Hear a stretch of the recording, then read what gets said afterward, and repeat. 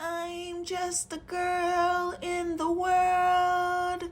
I'm a girl. Oh my gosh, why do I fucking love this camera angle so much? Look how much space I got. This really changes the game. This changes the fucking game. Like, oh, this is how I'm gonna do it. Oh my gosh, look, you can see my whole outfit. You can see my whole outfit. Like, why am I just now discovering this feature? iPads are really that girl. Like, I love me a fucking iPad. But anyways, look at this. Oh shit. Look at this Stanley that I got. This Stanley dude.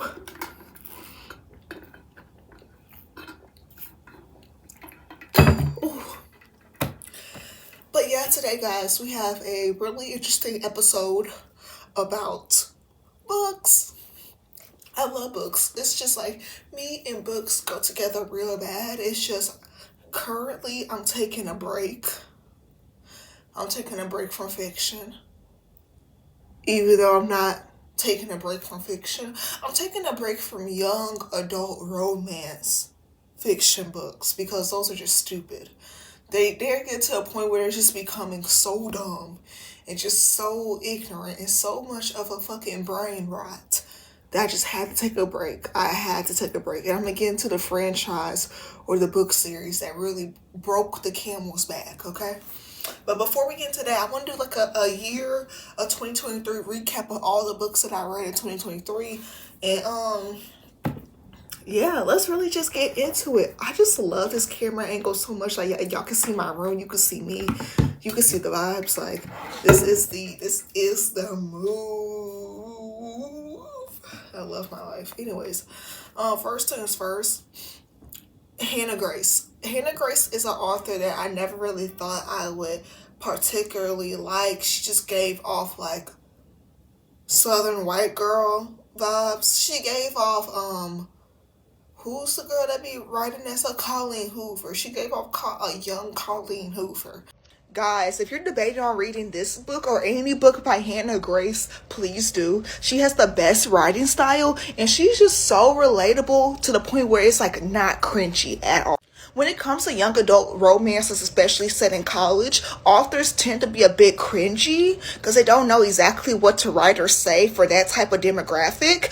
Like Netflix writers, Hannah Grace, she doesn't do any of that. Like, she has the best dialogue, the best jokes. Like, she had me rolling in this book.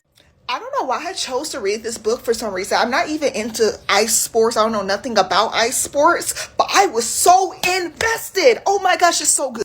Everybody in this fucking book is likable except for Aaron, bitch, fuck you.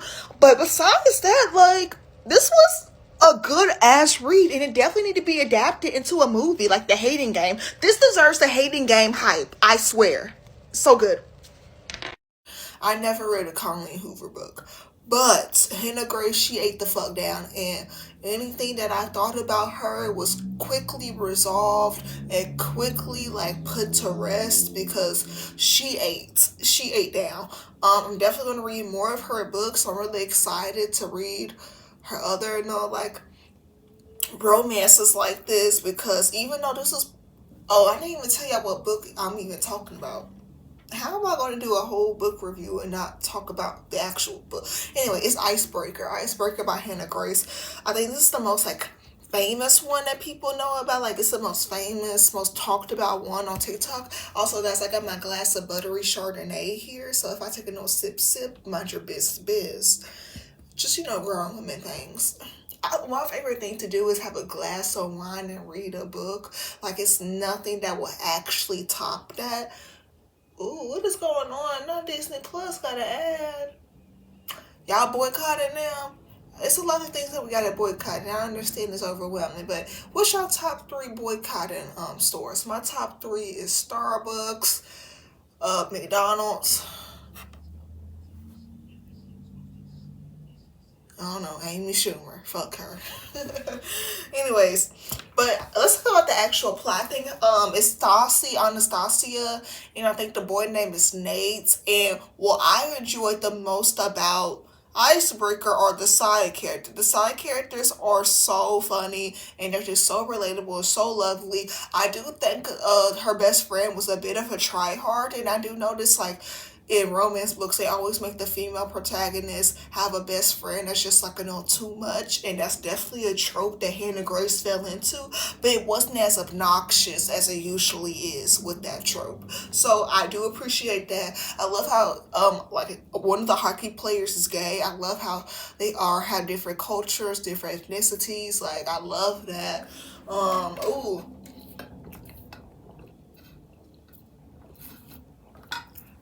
Why the fuck is this water so good? I don't know, guys. I might put a scoop of my collagen peptides in here, but this water is kicking. This water is kicking. But anyways, yeah, the plot, I honestly was a bit surprised that most of it was really just a romance story. Like, it wasn't a huge sports component or element into the story. Fuck Henry. Like, I knew Henry was up to no good. He was just doing too much. Like, it had to be some type of conflict because it's always some type of life-threatening conflict in a romance novel. I like the part where she fell into the water and shit because I feel like that was so realistic. Like, yeah, you a dumb girl doing dumb girl things. You just a girl. You just a girl. Like, I would have did the same thing too. But Nathaniel, how you ain't gonna tell nobody that, oh wait, this is not this season for ice skating because the ice is not fully, you should have said all that. You should have said all that at the beginning from the get-go, before she even knew about ice skating in the backyard. That's on you, Nathaniel. That kind of pissed me off. Well, also, like, I'm trying to think. It was a long ass read, and some chapters could have been kept out. I really thought it was gonna be more of a sports element. Like, sports is actually heavily involved. Like, sports is the catalyst of them meeting. Sports is, why they have this proximity type of relationship. Is because of sports, because the ice skating rink for the hockey players get damaged and they have to share with the ice skaters, and it's all this hoopla. I don't know much about ice sports. I don't know much about sports, period. But it made sense for what she did write about. Like, it made me like everything made sense to me. Like, nothing was like felt obscure, or nothing felt like this isn't realistic. Like, the stakes were high, but not too high, where it felt like this is not a sports story. This is like them saving the world story. And I like how she kept it chill. Also, I also like how they got married quick. They had children quick, because I don't know what it is, but it ain't nothing wrong with being a young mom. It really ain't nothing wrong with being a young mom. Like, I stand that. Like, I stand that. If you have your shit in order, if you have your stuff set up, what's the saying? Your rows. Ducks in a row, girl. And blocks, your blocks in rows. Have your blocks in a row. Have your blocks set up in rows. What the fuck is that saying? Anyways, yeah. She got it going on. I like Stassi. I think Stassi, she's one of the MCs that I actually genuinely liked, and she did things that actually made sense. It was a smart part of me that wanted her to go back to that basketball fellow, because me and basketball players get down like this. But, she chose what's best for her, and I'm just glad it worked out. Like, it was lovely. It was a lovely story. It wasn't, mind-blowing. It wasn't spectacular. It wasn't, life-changing, but it was a good read. And the best thing I love about a book is a good writing style. Hannah Grace, she killed that. She has an amazing writing style. And it's a great, slice of life book.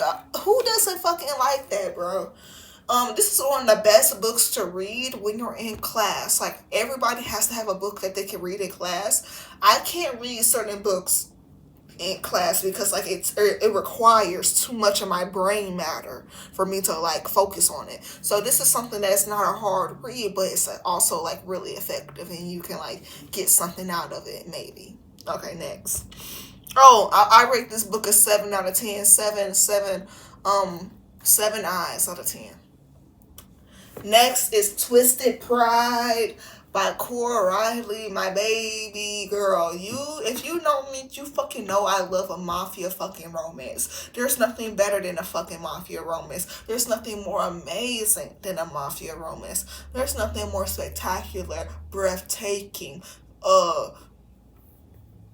genre bending in a fucking mafia romance. But my thing is, I'm trying to figure out, is Twisted Pride a part of the Kimura Chronicles, or is it part of the Las Vegas Chronicles? Wait, let me do a quick Google search real quick. My bad, y'all. Because I'm pretty sure this is the Las Vegas. Oh no, this is Kimura. This is Kimura Chronicles. Oh shit, yeah, this is good as fuck actually. This is actually good as fuck. This is actually good as fuck. So this is about, oh wait, maybe I don't remember. It's about Falcons, but who the bitch in it? Who the girl in it? What the fuck they not tell me who was her name? See, this is the shit that be pissing me off. Wait a minute.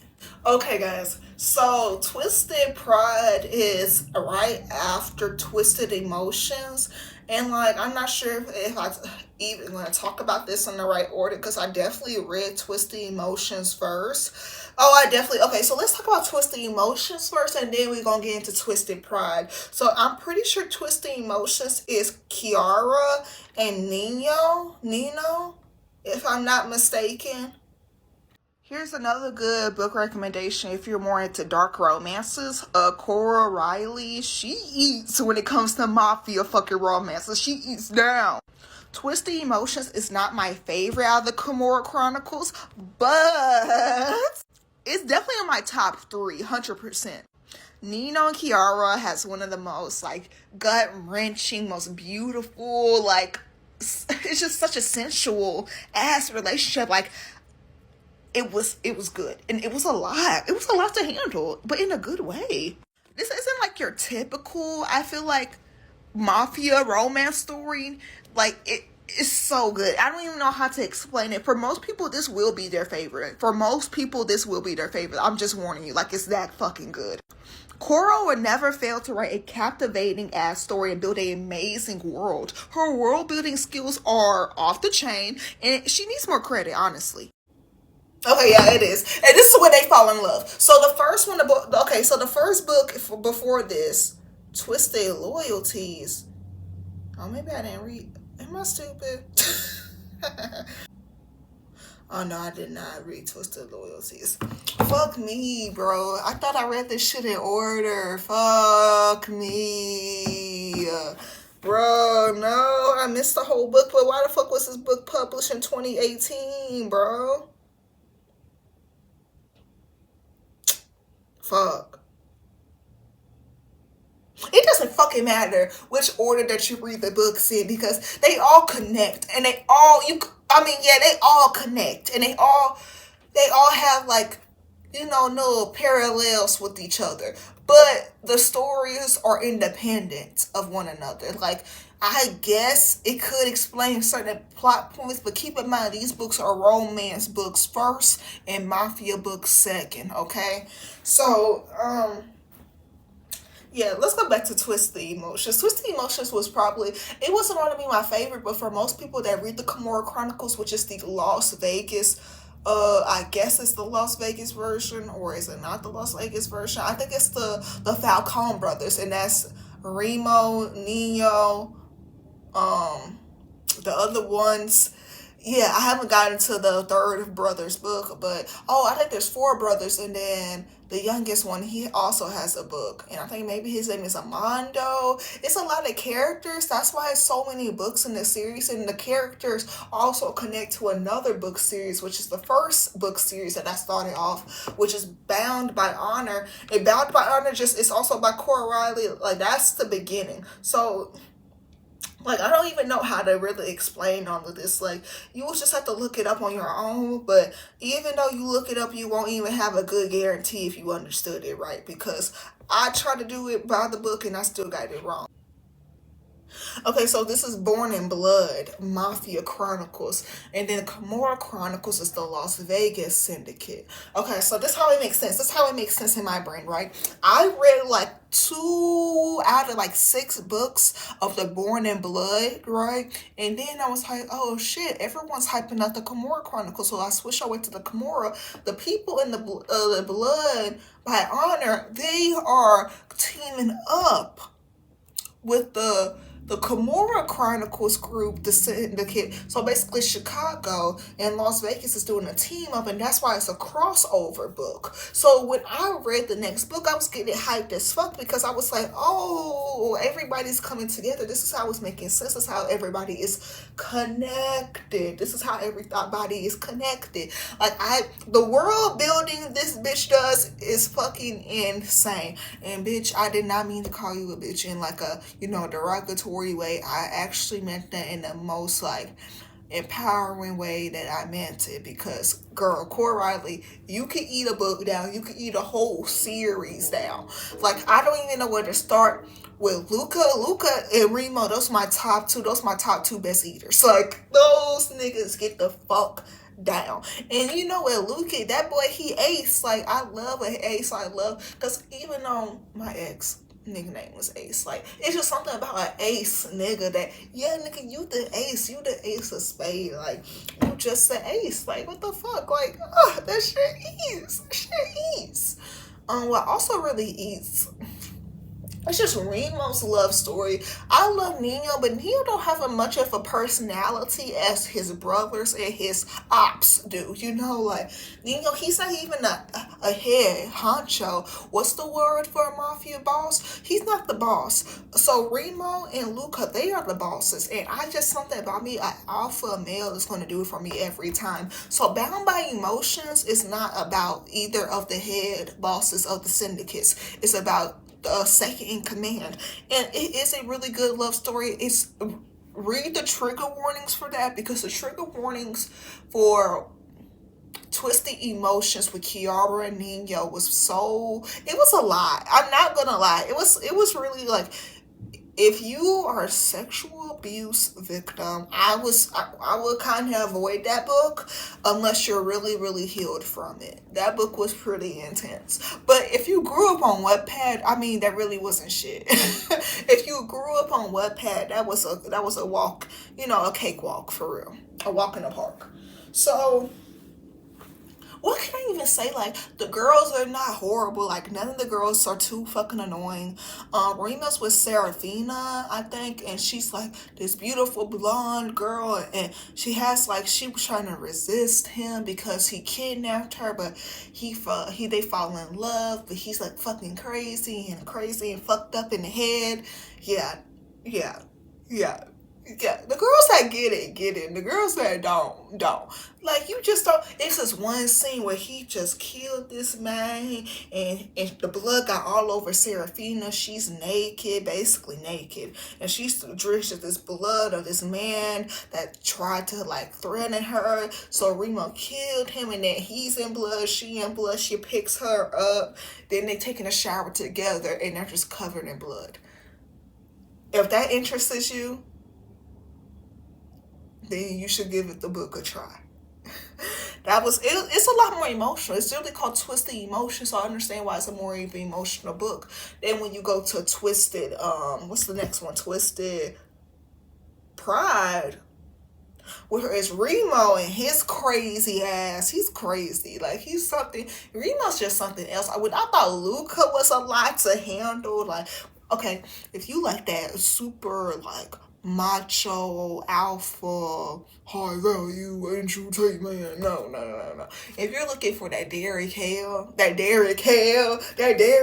Teen Wolf, man, that's what Luca is. Like, Luca, he gets off daddy. He gets off Nanami. So do Nino. Nino, he gets off Nanami. Remo, he gives off baby girl. He gives off, like, he gives off Gojo. He gives off a no loco. But yeah, also, like, one thing about Core Riley, she don't hold back. Like, she don't hold back with the mafia. She don't hold back with the world building. Like, she try to be accurate, and she keeps it real. Like, she gonna show the bad parts. That's what makes it good. I mean, if you asking me, that's what makes, what's the point of a dark romance if it ain't dark? But yeah, like Cora Riley, all her books that I read like a good chunk of her books. So that's how I feel. I took a break because I just, with a series that long, I like to take breaks in between the books because I don't know why I actually do that. Maybe I shouldn't do that anymore because I clearly don't remember anything. Anyways, next. This was a bit of a different read because I don't even know how I stumbled upon this book on Book Talk. Like, no one really talks about this book that much. It's pretty undercover, not underrated because it's pretty highly praised. I don't even know, but Archer's Voice by Mia Sheridan. First things first, Archer's Voice, it lives up to the hype. It definitely do. If you're looking for a good classic love story, look no further. I do have a few trigger warnings in it. It's some very adult content, some really good smut. But listen, guys, listen. I will rate this, I say an 8.5 out of 10. The reason why it's not a 9.5 is because of the ending. Because Mia, girl, you pulled a very dirty trick towards the end. A very dirty trick. Shame on you. So this is a POV book, which in my opinion are the best for romance books because you get to see the male's perspective, which just adds a little bit more spice and complexity to the storyline. Archer and Bree, the two main characters in the book, are amazing. I love them both equally, but Archer, this book did make me cry though. It did make me cry, but not for the reasons that you think. It's just so beautifully written. This is definitely older. This is an older book, and you could tell it's an older book because there was no EPUB file for this book. Like, this book was strictly in PDF form. That's how you know this book was old. And you could tell the book was old because, like, in the, like, this love story, like, it was so, like, pre-technology based. Like, it was so, like, Vampire Diaries, like, type of, I don't even know, time period. Like, it gave really either late 90s or early 2000s. That's what the time period it gave. But anyways, it follows this man named Archer. He's deaf and mute. Oh wait, no, I just fucking lied my ass off. He's mute, but he's not deaf. And he basically is the Boo Radley of the town because his family, they actually own the town, but something happened, family drama, this evil dictator bitch lady, she like comes in and swindles, and his family end up dying, right? So it's just him, right? This man, Archer. And he's fine as fuck. Like, all the niggas in his family are fine as fuck. Like, they got genetics of the god, and everybody fucks with him. His cousins, his bitch ass cousins, who bullied the fuck out of him. Because, like I said, his family has influential power, right? But he's not like the rest of his family. He's the black sheep. He's the Boo Radley, right? He's mute because of all the trauma. He literally saw his parents get murdered type shit. And like his fucking cousin, he's a sheriff, is currently the sheriff, Travis, he's a dick. He's a dickhead. He been a dickhead all his life. And then the main character, she just lost her mother. She just lost her mother and she just wants to move away to a random beach town, small town city. You know, those little towns that rich people go to just to have a nice little pina colada or two and just be on their way for the summer. Yeah, that's what she ended up. She just stayed in a little beach town, and that's how she met Archer. And yeah, she just has a good heart, and they fall in love, love. They fall in love. They don't fall in no play love. They fall in love. Like, this is a love so intimate, a love so intense, a love so tender.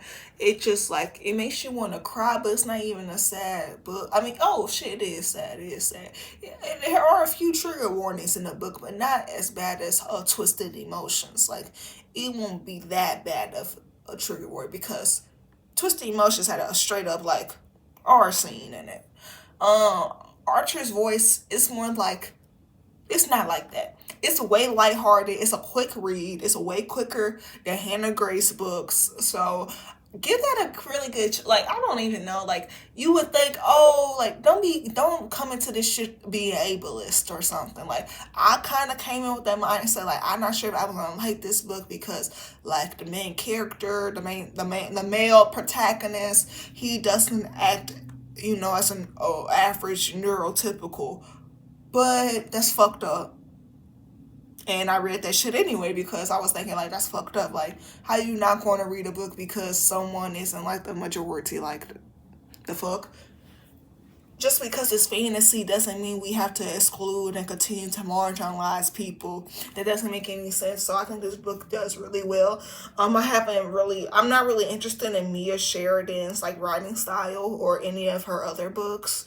But this is a good Noah relic that I read. It wasn't spectacular, but it definitely was. It was beautiful. It was beautiful.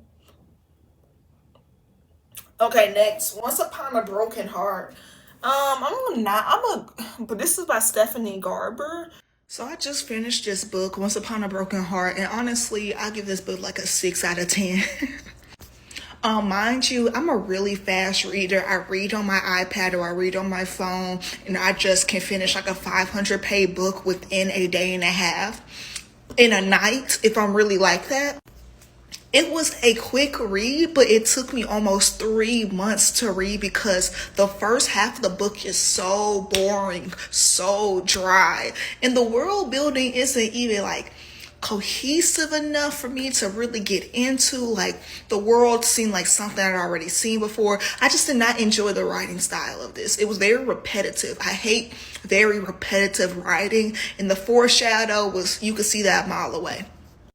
It is a fun read though. The second half of the book is definitely a fun read. A fun read. Is it a good read? I ain't say that. It's vampires in the end, so I'm gonna try not to shit on this so much, but I definitely feel like I wasted my time reading this book. Yeah, I just feel like I wasted my time. And it's really not like Stephanie Garber, her writing style itself, like the actual syntax and the diction that she uses isn't bad. It's not hard to follow. It's none of those things. Maybe in the beginning it was hard to follow, but I think that's pretty typical for most fantasy books. Like, there's this thing with fantasy authors where they try to like be as mysterious and whimsical as they can be as possible. In the first like 5 chapters of the book, so you could be really confused, and then they explain like the rest. She did try to do something like that, but it wasn't like too like it was that was a horrible. What I didn't like was the story itself. That's really what it was. The story itself wasn't that good. Do I even remember the characters?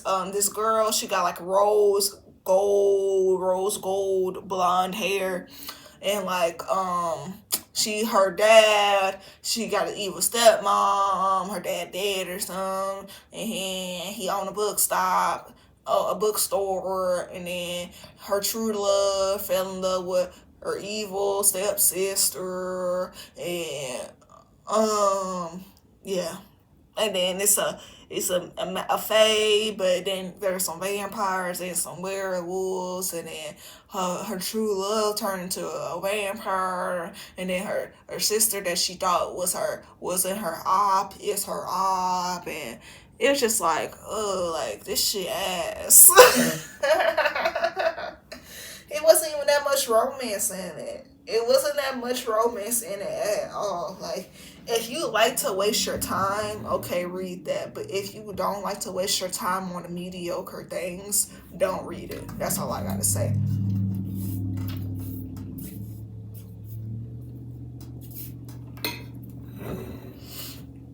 And there's a lot of people that's gonna be saying, oh, well, this is a fun read. This is a fun read. Yeah, it's one thing to be a fun read. It's another thing to just be a fucking worthless read. And I don't think people understand the difference. Like, it could be a fun read and still be a quality, you know? I guess this was of quality. Like, if you like this, don't stop reading it based off of my account on my accord. Like, that's stupid as fuck. Like, just because I said I didn't like it doesn't mean you shouldn't like it. Because, I like a lot of shit that people don't like. And I like a lot of shit that people do like, so I just like a lot of shit. But what I don't like is what I damn sure don't like, and I damn sure don't like this. The story was just ass. Like it just didn't make sense, and it was just like I don't know what it gave was Stephanie Garber. She like watched some fucking Disney Plus shows, some Disney Plus original shows, like some Percy Jackson type shit, and was like, "Oh, I can do better. I can write a better story than this." And then she tried to do it, and then she in fact couldn't.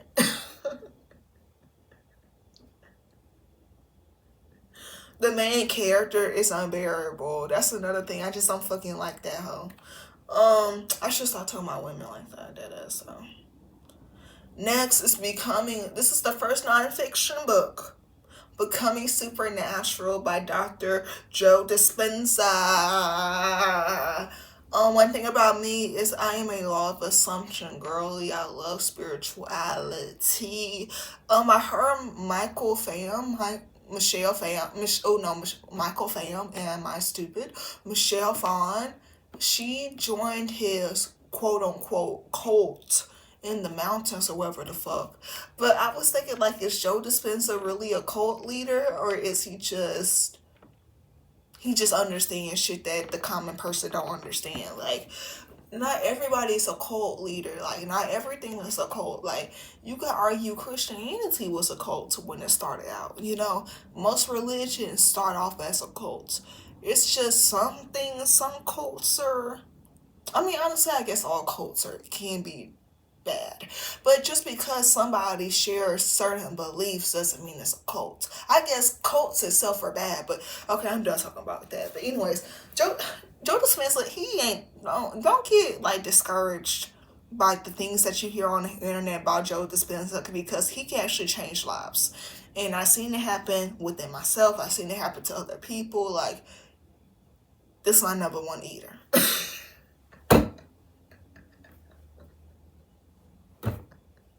I need to stop saying that. But anyways, like, yes, Becoming Supernatural was so good. It just really shows that your thoughts create your reality. You have the power to change. You have the power to create. You have the power to really just look at women. This is not related to the book, but just look at a woman. Like, a woman can literally create life from the material from their body. They can create life. Is that not magic itself?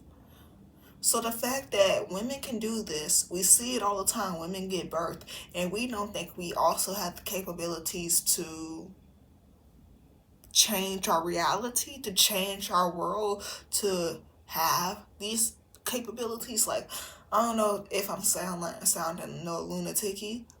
Low key, I'm sounding no lunatic, but the girls that get it, and the girls that don't. So if you don't get it, I can't help you. You just on your own.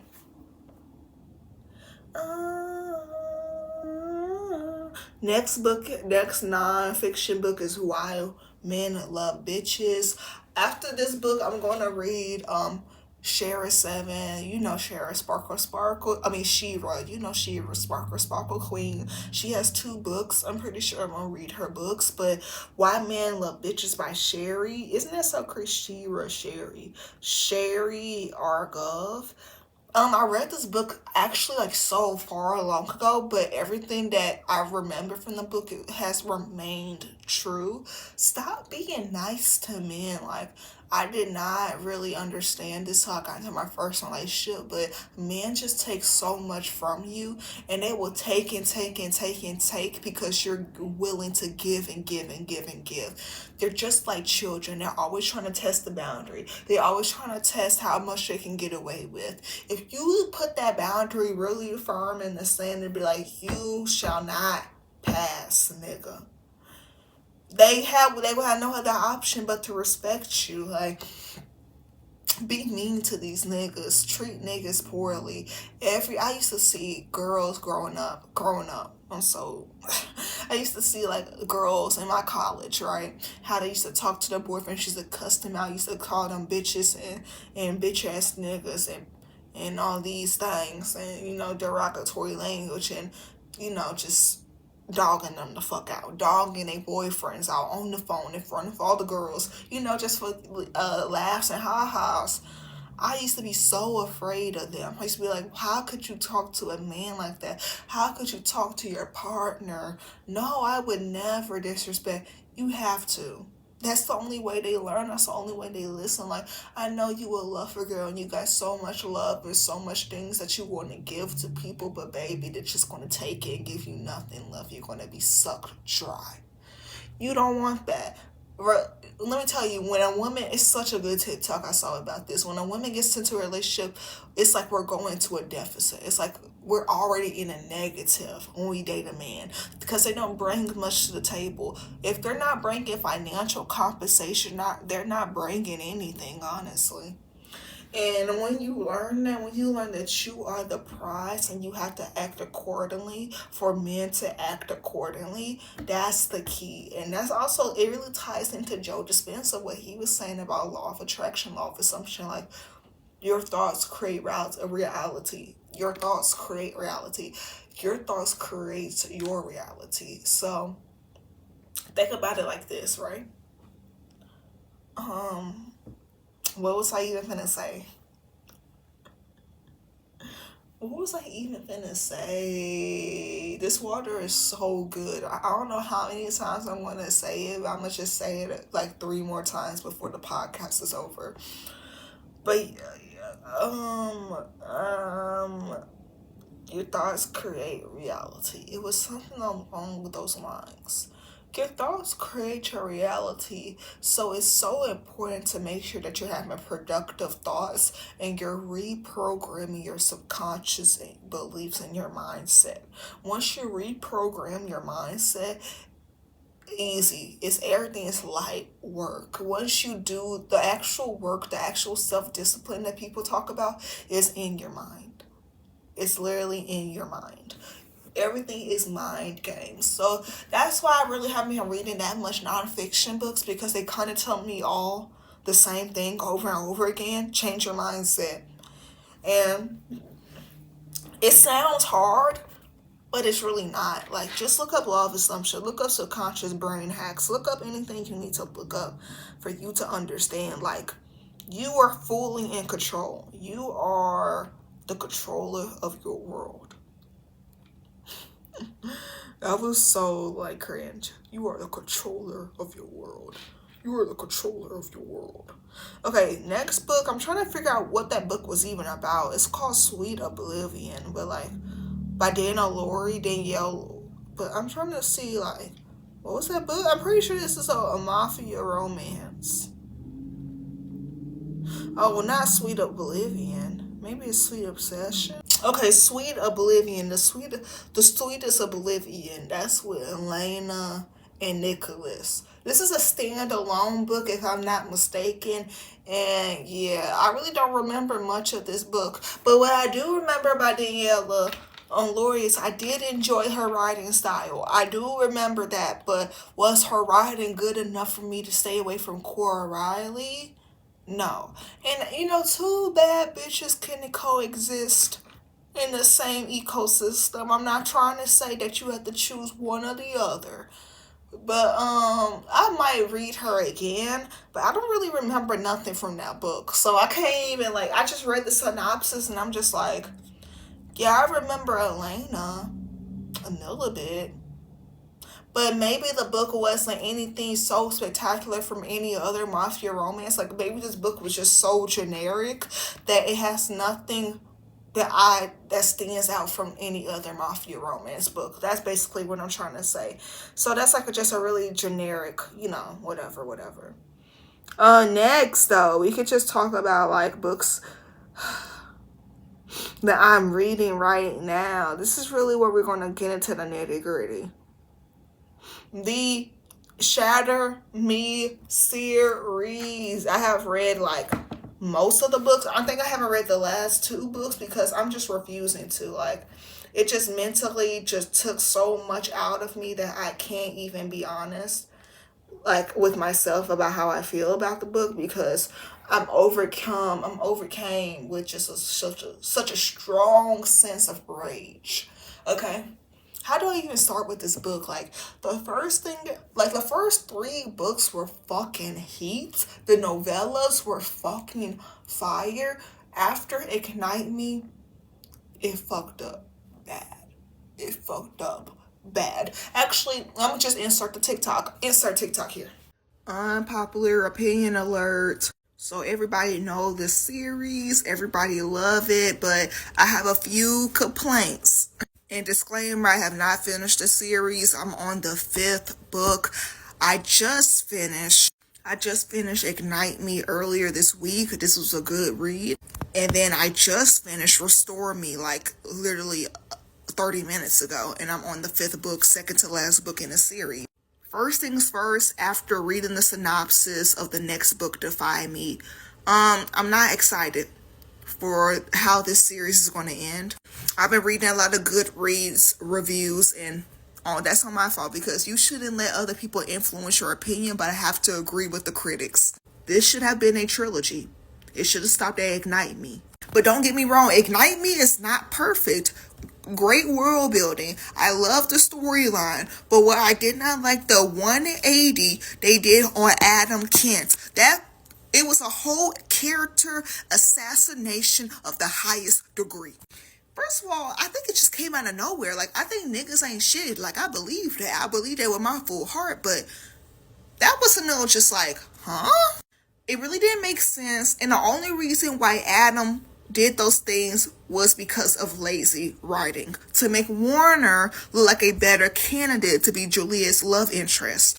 And then what I hate the most is as soon as they get together in the next book, shit, now they not. Like, what? So let me get into this ass. The first 400 pages of this book is complete trash. Like, it's so bad, it's so fucking repetitive that it gets nauseating. This should haven't been a full novel. You could have kept it a cute 200 pages like you do for those other novellas. Like, the world building was okay. It got a little sloppy and incoherent in this book. I did like a lot of aspects of it. Of course, I love Kenji and Warner's relationship. Like, what? And then Kenji getting a love interest? Like, what? Like, I fuck with that. I fuck with all the side characters. I really don't fuck with Juliet, bitch ass. She pissed me the fuck off, because she's the biggest hypocrite in the fucking world, bro. She is such a fucking... And they're teenagers. Like, I keep forgetting... Well, Warner, he 20, but... They dumb. They dumb as fuck, and their parental lobe... They're fuck, am I dumb? They're, whatever going on in their brain ain't right. They need some psychological help. It was just a waste of pages. Like, I feel like I wasted my fucking time reading this book. Like, it makes me so mad. So, after I read the 2 synopses of the last 2 books, I don't think I'm going to continue this series. Like, unpopular opinion, but maybe this isn't for me. I'm going to go back to my dark romances, because I like when the main character for who they are. Like, Warner kept saying in Juliet, you don't like him for who he is. That's who he is. You can't stop trying to change him. And you ain't no better, girl. You acting like you got their Mother Teresa. Like, girl, fuck you. I don't like the MC. So when I don't like the MC, it's really hard for me to finish a series. Like, I just can't. Like, when she do a dumb decision, like, she not a girl's girl. All of a sudden, she want to be a girl's girl. But then she was being so rude to the girl. Like, no, like, don't piss me off. Like, you was being rude as fuck for no reason. And when this girl trying to help you, saved your fucking life. Killed the nigga that shot your ass, sniped your ass. And honestly, I don't give a fuck about Juliet, Warner, and Adam no more. Like, let's go back to Castle, Kenji. I want to hear more about Castle backstory. That's what I want to hear. The black resistance, the Black Panthers. With that being said, like, this was a decent read. I may finish the books later in my life, but it kind of turned me off. It just got really lazy fucking writing. Like, you don't need to tell me the same fucking details every other page. Like, that's will really piss me off. Because now you insulting my intelligence as a reader. Like, I know, girl. I know. I'm not gonna lie, I dead ass forgot I was recording. I literally laid my ass on that bed, just geeking and laughing at Twitter. I mean TikTok. I don't know what it is, but like, this is more of me just talking randomly portion of the podcast. So like, if you care about things that I have to say, then stick around. If you don't, then you can leave. I just found out Temu is owned by Scientology. What? In Scientology, I mean, Timu is pronounced Tamu. And then he ran a Jesus ad during the Super Bowl? What the hell is going on in the House of Commons? Like, and then, bro, didn't fucking President Biden say, told Greg Abbott, that nigga, listen, you got till Friday. He said that 2 weeks ago. You got till Friday to open the border. And has that nigga done it? Didn't he get permission by the Supreme Court saying what they was doing was unconstitutional? And y'all still let that slide? And didn't like 26 states send in troops to back up Texas? Yeah, we gonna die. We gonna die. I mean, as soon as somebody sets off a nuclear bomb, we're done. Like, I don't think people understand, like, that's the only thing keeping us afloat right now. It's the fear of nuclear weapons. But as soon as somebody doing something too much, why the fuck do Israel has nuclear weapons? That's what confuses the fuck out of me. How the fuck did Israel become such a strong ass country in such a short amount of time? Oh, the United States.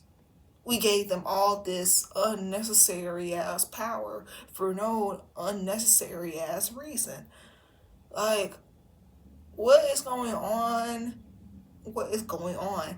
So you telling me Texas is just going to do what the fuck they want to do? Like, if Texas wants to do what the fuck they want to do, they can do whatever the fuck they want to do. Like, no one's like, okay, y'all want to be by yourselves. Y'all don't want no immigrants. That's the problem, right? Y'all don't want that. Okay, like, y'all doing all this for what? Like, just be normal. Just be normal people. Did you hear about that man that cut off his daddy's head because he was a federal agent? He didn't even work under the fucking Biden administration. Like, he wasn't no direct employee under Biden. Joseph Biden, like, he wasn't no direct employee under him. But because the son was so deluded with MAGA, incel, Andrew Tate type of rhetoric, that, that red pill pipeline, this nigga cut off his own daddy head and then showed the head on YouTube. First on YouTube. Why the fuck y'all be letting these white people have all this fucking power on y'all website? Like, honestly, they gonna be the downfall of y'all. Cause I'm so tired. I'm so tired of y'all copyrighting my shit, copyrighting my music. But then y'all let these niggas do whatever the fuck they want to do. Like, that don't make no sense to me. It really don't. This is getting scary. Like, these January 6th or these fucking, isn't this how the Civil War started? It's literally started because of traitors. That's what these people are. They're committing acts of treason. But they wasn't checked in the beginning like they should have been checked. And Jojo, you ain't doing nothing about it. Like, didn't you say till Friday these niggas still ain't did what you said? Like, they just bitched you in front of everybody. But you steady want to give money to Israel. How the hell does that make sense? Like, but it don't make sense. It's not meant to make sense, They want to create chaos. They want us to do this. I think somebody outside of America wants us to self-destruct. Because maybe we just had too much power and we need to get humbled. I don't know, but the downfall of America will cause a downfall of the world. And I don't think people really understand that because we have nuclear weapons. So yeah, that's my TED Talk. That's all I had to say. Like, comment, subscribe. I hope you enjoyed the video. Bye. Instead of complaining about anything, learn to be thankful for everything. # Speaking from the heart. B. Fletcher.